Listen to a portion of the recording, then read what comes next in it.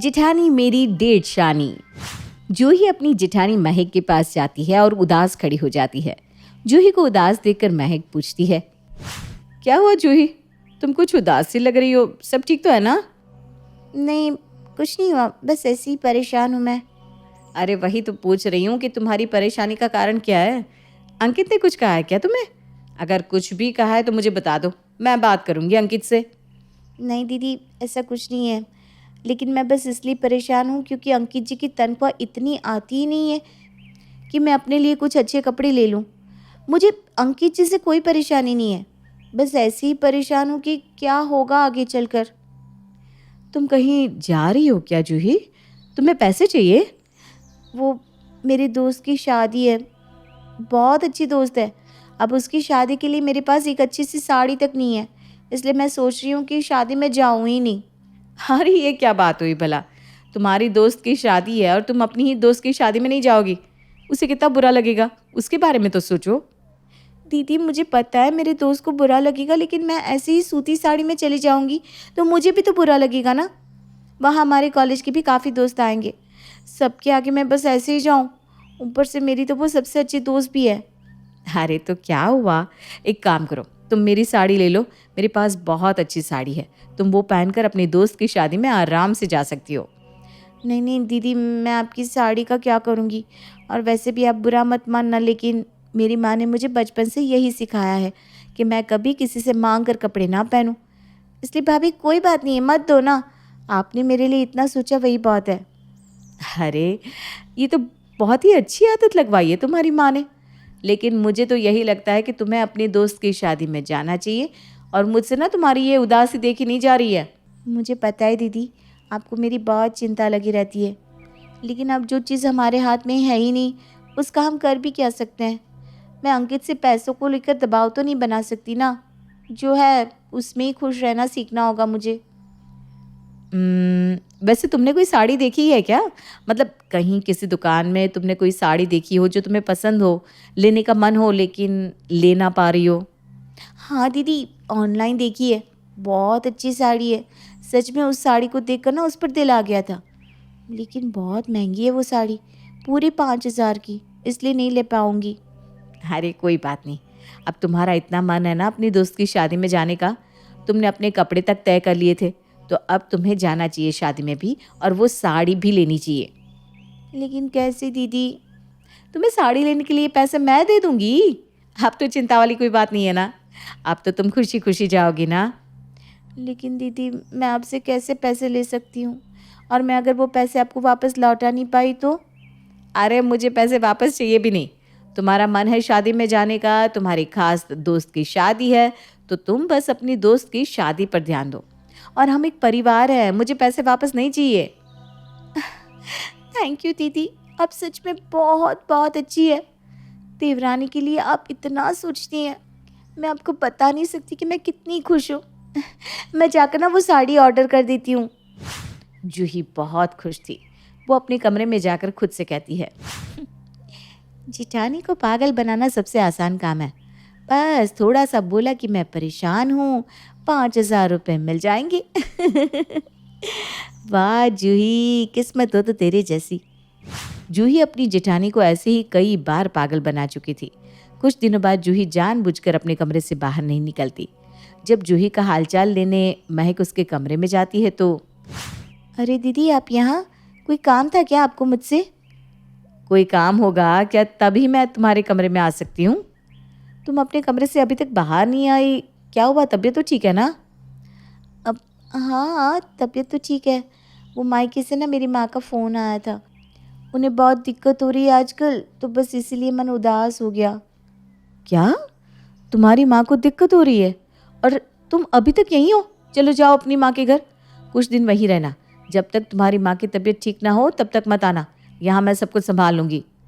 दीदी बात तबीयत की नहीं है, वो मेरी माँ किराए के घर में रहती है ना, अब उनका काम छूट गया है तो किराया देने के पैसे भी नहीं है। मकान मालिक उन्हें घर खाली करने की धमकी दे रहा है। हाय, ये तो बहुत बुरा हो रहा है तुम्हारी माँ के साथ। तुम यहाँ रहकर क्या कर रही हो? जाओ अपनी माँ के पास। मैं अपनी माँ के पास जाकर भी क्या कर लूँगी दीदी? मेरे पास तो इतने पैसे भी नहीं है कि माँ के घर का किराया दे पाऊँ, इसलिए मैं ना कहीं नहीं जा रही और इसलिए मेरा कमरे से बाहर निकलने का मन भी नहीं करता। तुम्हारी माँ इतनी बड़ी परेशानी को झेल रही हो और तुम ऐसी बात कर रही हो। मैं तुम्हें पैसे देती हूँ, 2 महीने का पूरा किराया दे देना। और हाँ, अपनी माँ के लिए कुछ खाने के लिए भी फल वगैरह लेकर जाना। महक बिना कुछ सोचे पैसे अपनी देवरानी को दे देती है और देवरानी उन पैसों से खूब मज़े करती है। ऐसे ही कई दिन निकल जाते हैं।